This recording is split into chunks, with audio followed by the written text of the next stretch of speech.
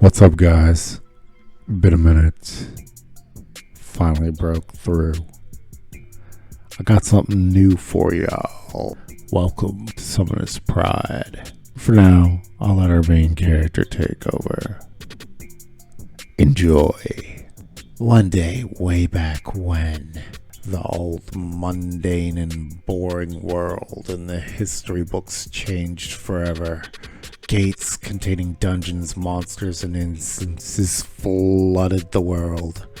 Those brave enough to step up to the plate were rewarded with chances in the system as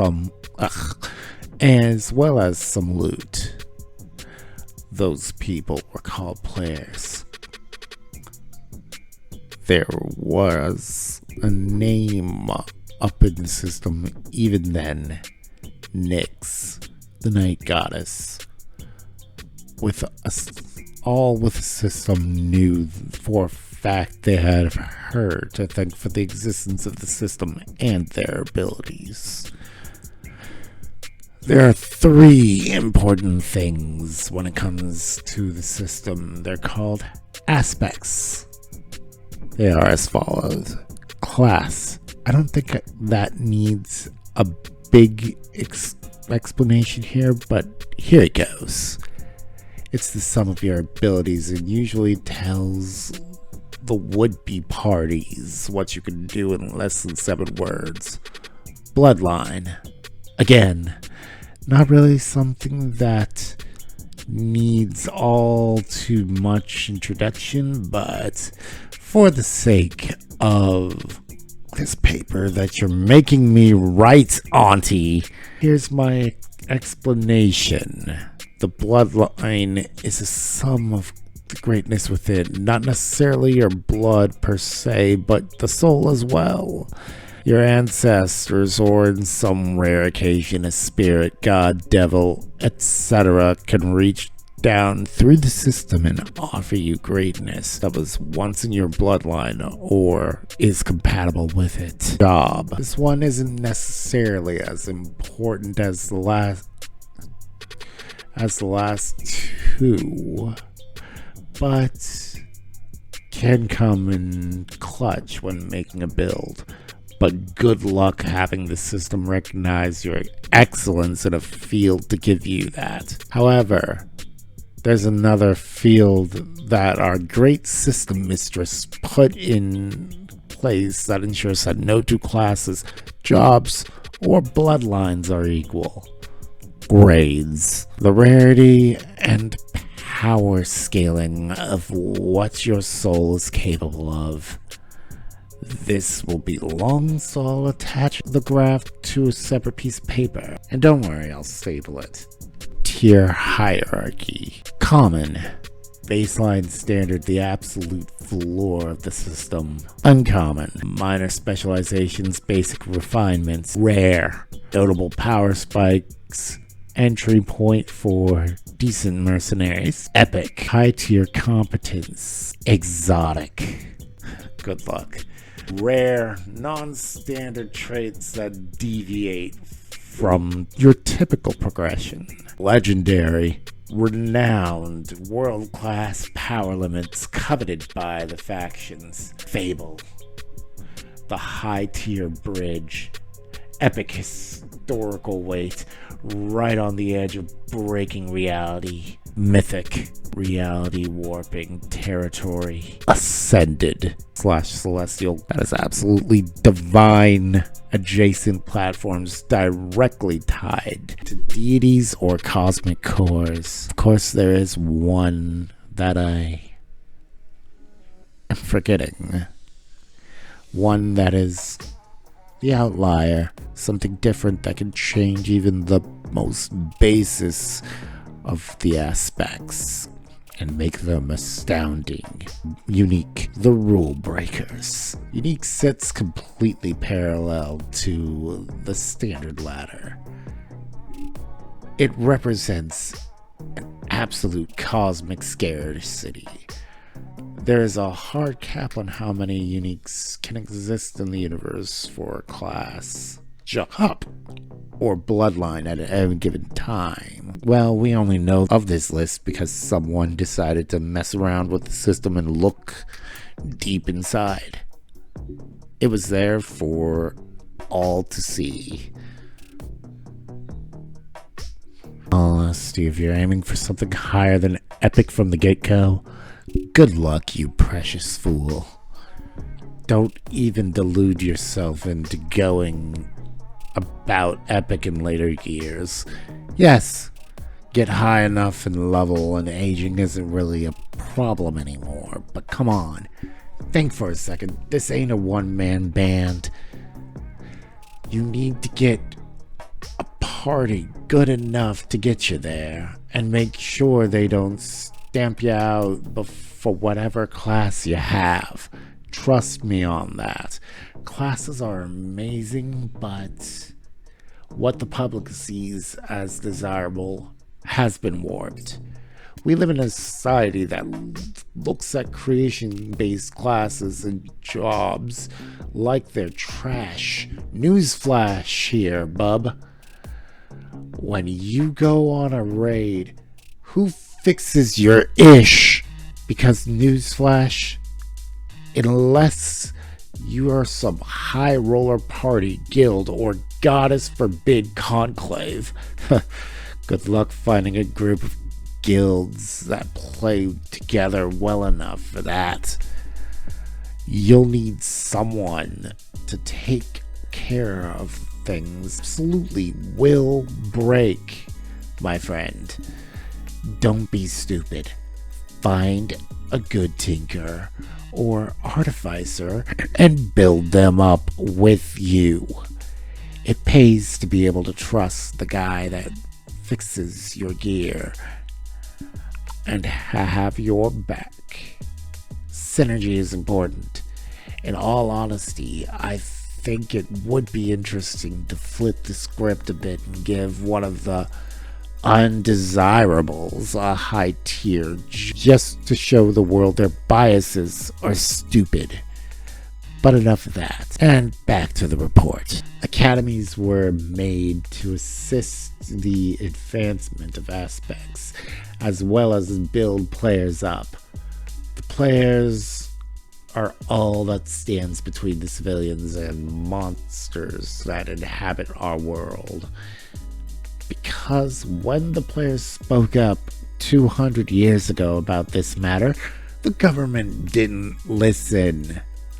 The result was destruction of the old governments and creation of new ones under the rule of mighty guild of players that called themselves the System Champions. They all took different countries among the continents, but they were in harmony. They committed to no war. They had, well, more important things to deal with, like making sure no powerful monsters took seat on the planet.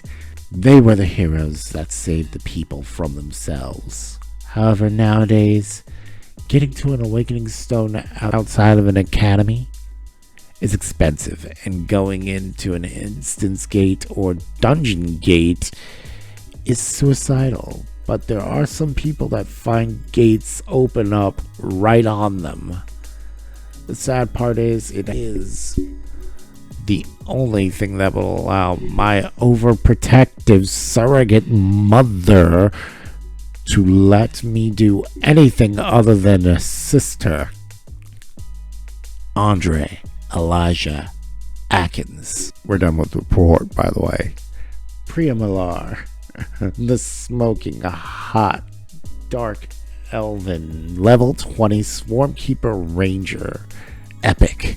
Spiders. And head mistress of Westland Spire of Vestalia within the western continent of Alden is the woman who raised me by herself. My parents were her teachers, and she took me in as a baby when they, well, made the ultimate sacrifice and got sealed in a dungeon gate that has not popped up again. in years. But enough of that. I just woke up to a veil of black energy forcing itself down on me before I could even scream. Is that what I get for sleeping on a hammock outside? I could feel a surge within me. And oh man, did it ever hurt like hell. After that ordeal was done, I could feel a presence seeping into me. Hello there, Andre. I read your little paper. And you're right. The public is getting too relaxed. I see potential in you. Now, let's get you your class without one of those stones. And, by the way, it wasn't black energy per se, it was a combination of all of them. You, my boy, are in for a treat.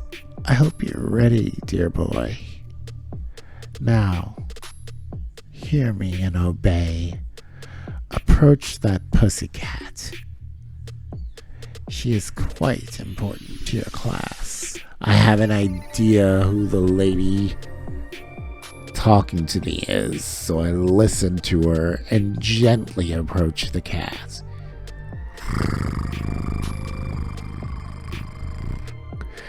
She purrs up a storm and rubs all over me as the system confirms two of my aspects. Class, Summoner, Unique, Bloodline. Sorry guys, you'll find that on out a little later. So, full disclosure, you'll appear human for a few levels. Don't panic. I'm not cheating you, dear boy. Then I heard the cat talk in my head. Listen to the nice lady lover. The goddess has plans for us. Now let's sow some chaos.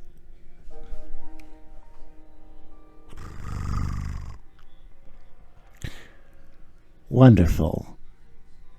I now have a class, and unfortunately, it's the most undesired of all. I'm a feline summoner, Unique. And with a sealed bloodline that my adoptive aunt, and for all intents and purposes, my mother, won't tell me. She even had all instances of my parents removed or magically sealed from my vision. I know that's unfair of me, and I don't really blame her. I'm just annoyed that I have to wait for 2 more levels to tell anyone what my bloodline is. Really. Molly and I were systematically bonded and booted back to my hammock. Molly, a jet black Bombay cat, is happily purring on my chest, rubbing on my person. Okay, so let's see what we're working with. A summoner is a class that possesses traits from a sorcerer. As such, they have access to that list of magics and metamagics. However, said metamagics cost them an amount of manifestation essence, the very essence they use to summon whatever it is they summon, equal to what the metamagic would cost a sorcerer. Unique summoner detected. Welcome, oh my dear chosen one. Mama has big plans for you, and as such, let's change the math, yeah? Usually the math is 2 times int or charisma mod plus proficiency, but your int is amazing and you're the only unique summoner I've ever seen, / created, ever. So, your math is going to be 2 times int plus PB, Mr. 25 intelligence, meaning 52 cats, dear boy. Or a little less if you want to mess with those meta magics. By the way, if you use meta magics after summoning all 52, you sacrifice the number of those lovely cats equal to the cost. Also, well, yes, you are hearing my voice. This isn't a live connection to me, my dear. Earn it, and maybe you will get live commentary. But this is just the system. Being the system. Hold up. Is that a kiss mark on my sheet? I could play around with this summoning of cats, but I feel like Molly would be annoyed. Okay, let's check the rest. Racial traits, here we are. Dark vision, enhanced senses, claws. Ooh, cat's grace. Bring that up, lover. It sounds fun. Cat's grace. Allied felines near you gain an increase to their agility equal to your dexterity modifier. Yes, that includes you, summoner, due to your feline adjacent abilities on your sheet. Not all summoners mimic what they summon so perfectly. After looking that up, this is gonna be fun. I'm not sure usual summoner. I'm pretty sure I'm built different. But my stats are intelligence 25, wisdom 14, charisma 16, dex 22, strength 16, con 18. Long story short, I'm built like a brick shit house of a summoner. I look at my place and start to think about how I can pull some love into it. I'm young enough that I can get to work now and have a fine place to live in with Molly. I've got 2 years before I can enroll in the academy, in the main academy for players anyway, but how do I make this work without people screaming nepotism at me and Priya? Oh, right, scholarships. I'll just earn the full ride from the Imperial Crown. They can't exactly say no if I score above and beyond and bring that to the table. Okay, Molly, get up. I have to introduce you to the matriarch. Molly hops up on my dreaded head. Wow. Your head is softer than I thought it would be.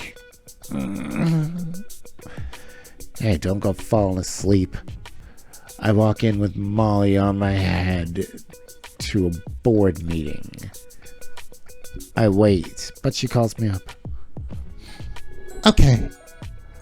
Let's break for a bit. Andre, give me your... That is no normal cat on your head, is it? Analyze. Molly. Summoned life-linked companion. Feline. Further assessment blocked by the admin. Looks like Nyx is telling you not to be nosy. Maybe listen, Headmistress Millar. Priya sighed and wished he'd call her auntie or mom in public. So you got a class on your own, and it's a unique variant. What feeds did you choose? Or, more accurately, what did the cat pick? Molly meows, and Priya casts Speak with Animals. It fails, and that only makes her suspicions founded. That ain't no normal cat. She casts tongues. You know what our boy is. I won't make him get something he'll get eventually due to me, or what he is anyway. But if you must know, you could always check his sheet. He's not of age yet, and you are his guardian, silly girl. Priya blushed at that fact and checked. He has Slasher, Fey Touched, and Alert. The summoned cats and I benefit from his choices. One of the summons or I being awake counts, so in the future, Molly starts, he'll be an absolute godsend for night parties. Priya finished, knowing all too well how much her spiders came in handy. So, you have a plan for getting into the academy? Well, you had a class already, and the board was just talking about that anomaly. I'll inform them that it was literally an instance forming over your head. I'll write you a check. Andre stops her. Absolutely not. Absolutely not, Auntie. I need to do this myself for the both of us. Your ward takes up a spot in the spire, and people will see red. And besides, this place doesn't get the funding it's due. I'll fix that by getting a full ride provided by the Crown. Worst case scenario, I tap into the fund the parentals left me. It should be allowed due to it being an academic tuition, but it cannot come out of your pocket. Period. Trust me, Auntie. She did. And newsflash, I got the scholarship and several academic plaques signed by Her Imperial Highness. 2 years later, and I'm in the Spire. Not some junior academy. People gave me a wide berth for being a summoner, but who needs them? I'm doing just fine with my own little private army of cats. The sad part is, I was stuck at level 1 until I became of age, but now that I am, this will be fun. I sigh when I look at my default assigned party. Or more accurately, kids I'm going to have to babysit. Party composition as seen by Molly. Andre, the summoner, the brains, the tank, and the swarm master. Kai, the Leonin warrior. A frontline meat shield. With his Leonin heritage, he's probably the only one who can actually keep up with Andre's physical speed. Lacey, the healer. Likely the source of the party's comfort. But Andre is probably internally frustrated by her basic tier limitations. Jesse, the wizard. High damage potential, but paper-thin defense. Andre will likely spend the whole time managing her positioning so she doesn't get one shot. Sup guys, from this point onwards, unless stated otherwise, I, the dead man, will be narrating, and not the characters. Andre rolls to the crew, who is standing near the instance for the forest. Andre rolls up to the crew, standing near the instance of the forest. Andre walks up with his 6'4", 200 pounds, a badass, with a small company of cats behind him. Or more accurately, cat and kittens. Kai, the uncommon in both class and bloodline, scoffs. A summoner. And it's cats. Don't worry. We'll carry you, bro. Molly strikes Kai and he falls flat on his ass. I don't want to hear that from a legacy riding his mother's coattails. An apprentice that just wants to be in the tower. And, Lacey, I get you mean well, but, yeah, don't top us off in there. Heal only when necessary. None of you have been in the real field, ever. I, on the other hand, have, which is why I'm in charge, as made evident by the council giving me the leader badge. So, here's how this goes. I'll be giving you some cats to help keep you safe, but they can't fix stupid. Lacey, you have 16. Jesse, you have 10. For every stupid instance of you not following my orders, Jesse, I'll take one off of you and give it to Lacey. Make sure Kai doesn't go down, Lacey. He's a front man, and I know you can feel the cat's grace buff, Kai. It feels good getting that hookup, don't it? Don't forget to rage, my guy. Jesse, unless I say otherwise, cantrips only. Can't have you blowing your load on the little guys. The monsters in question here are goblins. If for some impossible reason Kai and I go down, you fracking run. The cats will stay up so long as I'm not dead, and Molly won't let me die, but get as far away as you can. I don't think I need to say what happens when pretty girls and goblins mix, do I? He did not, and any thought of Andre not knowing what he was talking about died instantly. In an idiotic show of bravado to prove that he has something to offer to the table, even if it isn't as valuable as Andre's experience, Kai lets out a roar. He Leroy Jenkins straight into a crit that knocks him on his ass. And that is why you pay attention, idiot. Andre enters the fray, using his go-to melee cantrip he has, thanks to Molly's chaotic nature. Chaos Blade. Ever heard of Chaos Bolt? It's basically that, but a melee cantrip.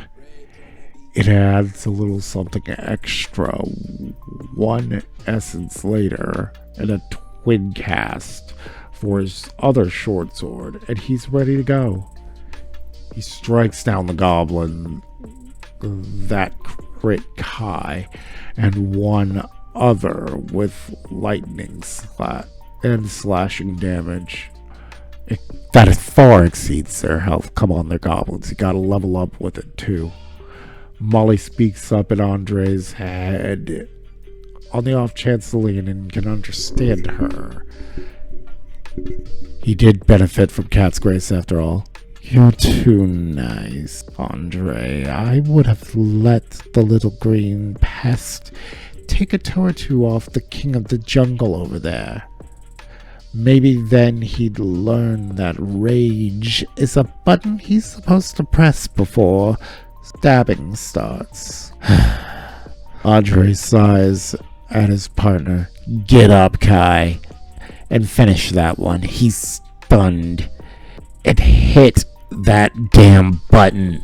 Kai does as he's told. Another reason why our boy leveled up so quickly? Remember those 26 cats he has, other than Molly, that are out at protecting the squishies? Yeah. The 16 defending Lacey are a wall of tiny fury and hissing terror as they claw anything that gets close to her to death.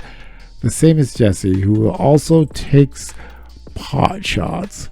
She's annoyed at not being able to let loose her big spells, but Andre has a point and clearly has the experience to lead them. If they listen to the weak summoner, they get out alive. These cats are foiling the goblins pretty well, and Andre's buffs are putting in work.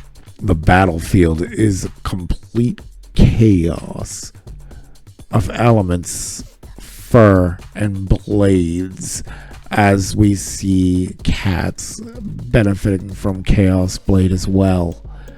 But when Kai shakes it off and gets ready to press the button, he sees something odd rippling underneath the cat's grace buff. He sees it for a second.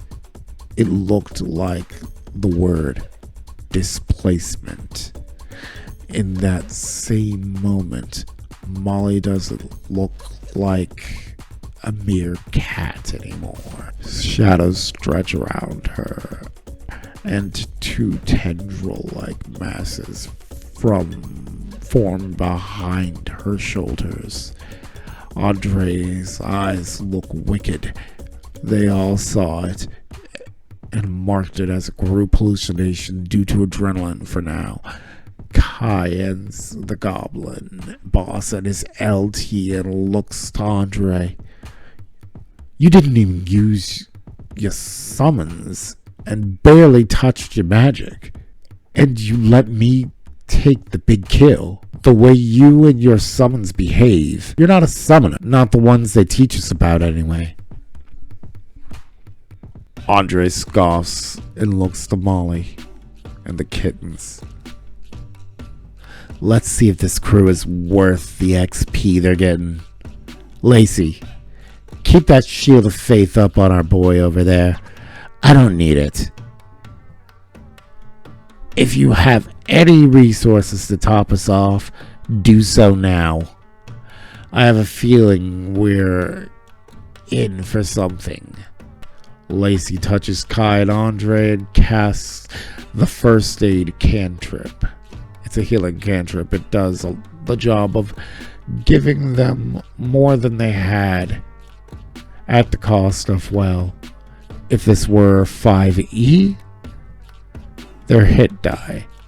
Besides, they don't have time for a short rest anyway. She healed Andre with a hug and may have rested her hands on him a little longer than she did Kai. Jessie noticed that but kept her mouth shut, especially at Andre's look of enjoyment at having those massive mounds on his back. That's an allure that Jessie herself doesn't really possess and sadly never will. Cute? She is definitely. But bodacious? She is not. Andre is found correct as a level 5 hobgoblin shows up with a few goblin mobs. He wastes no time. The second he sees it, he queues up a twin cast of Chaos Blast at 3rd level due to his connection with Molly.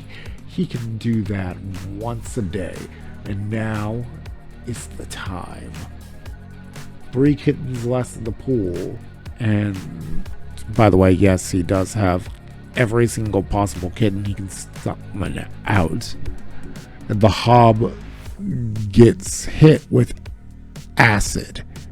Unfortunately, it had an amulet of absorb elements, but it took a bit of a beating. The mobs aren't so lucky as they got hit with repeating double 8s. And like that, the Hobbs army was gone save for the few he left Kai. It charges Andre. Bring it, you cantankerous SOB. Andre twin casts Chaos Blades again and runs to the Hobgoblin. Blades parry at an alarming rate, but Andre manages to make his swords connect as they both crit. As this happens, the party comes to a realization, first and foremost, they are being fracking carried. The party's perspective. Kai. He stops mid-swing. He's seen high-tier fighters before, but he's never seen someone combine melee precision with high-level bombardment. He realizes that if Andre wanted them dead, they'd be dead. The scholarship kid is the most dangerous person in the field. Lacey. She's still holding that shield of faith on Kai, but her hands are trembling, not from fear of goblins, but from raw magical pressure radiating off Andre. She saw the glitch again as he cast the bolt. His eyes didn't just glow, they shifted into the vertical slit pupils of a predator, and for a split second, there were dozens of eyes opening in the air around him.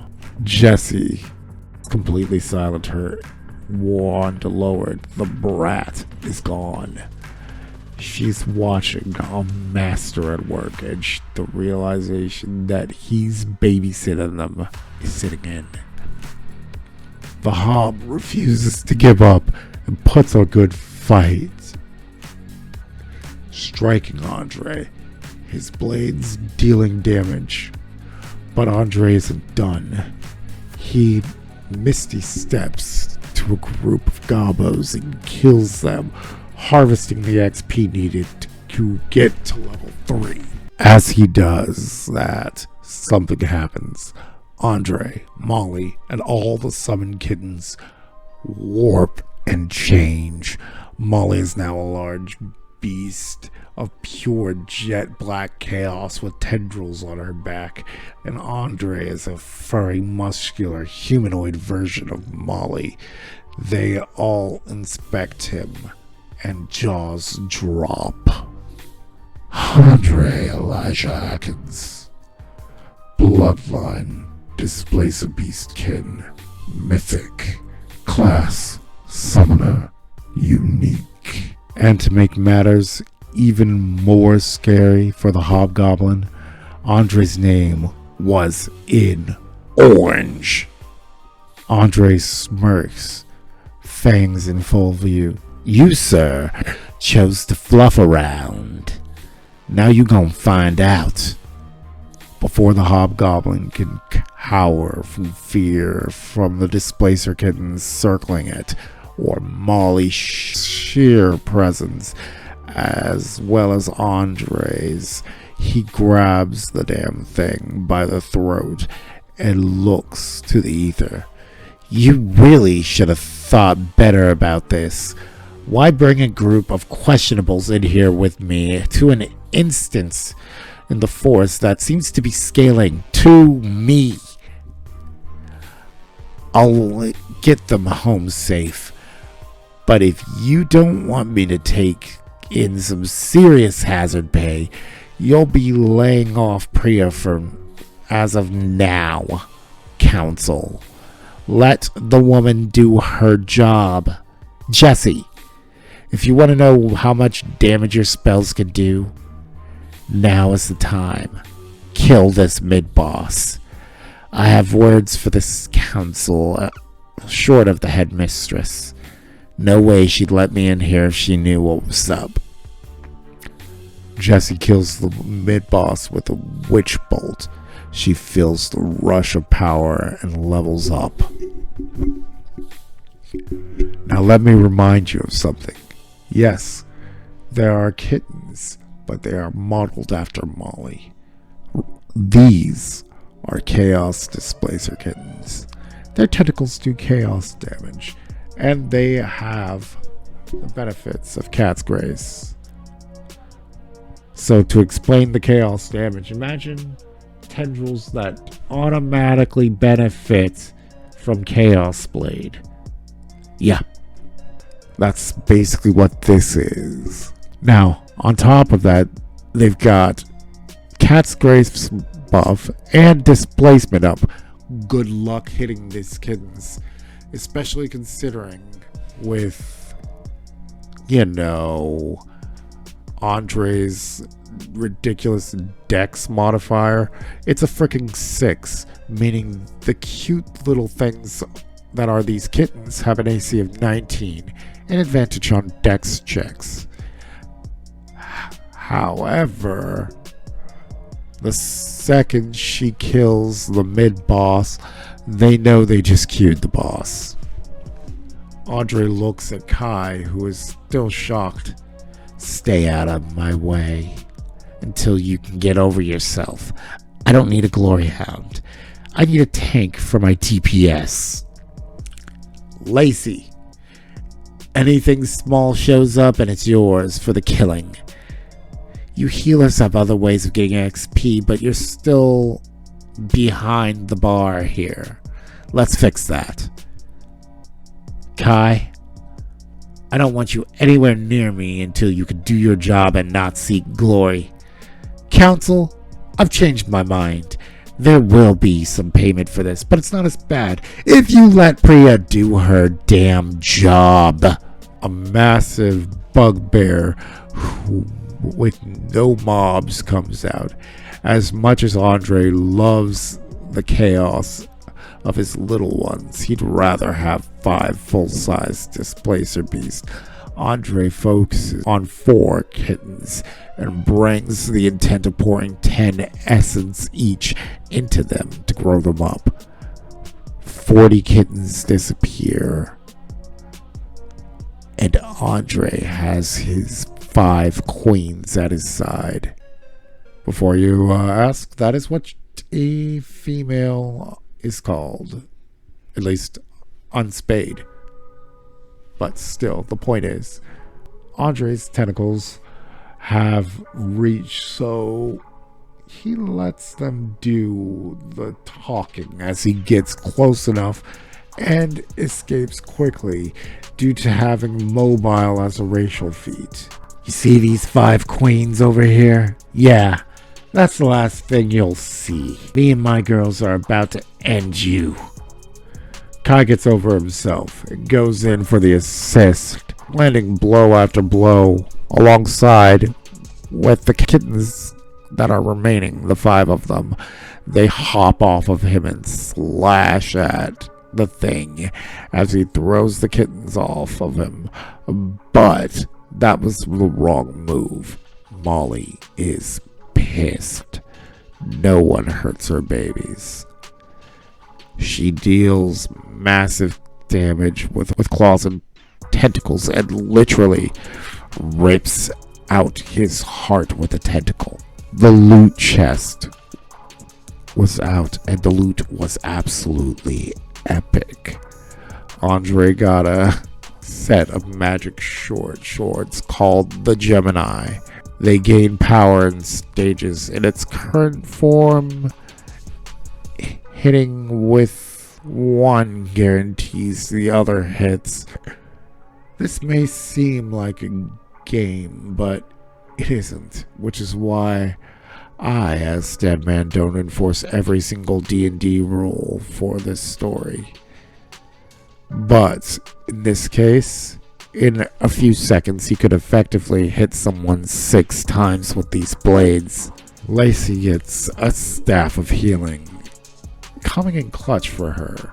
Jesse gets an odd-looking staff that looks akin to a sniper rifle, and a wizard staff having a baby, and Kai just gets the basic vicious longsword. It fits the crew. Listen to me, y'all. No matter what happens, keep your gear. You earned it. Thirsty people are gonna want what you got. Don't let them take it. You heard? They heard. If you like that, United States has smashed that like button. Let's go full Calling on the notification icon. Ring that bell, baby.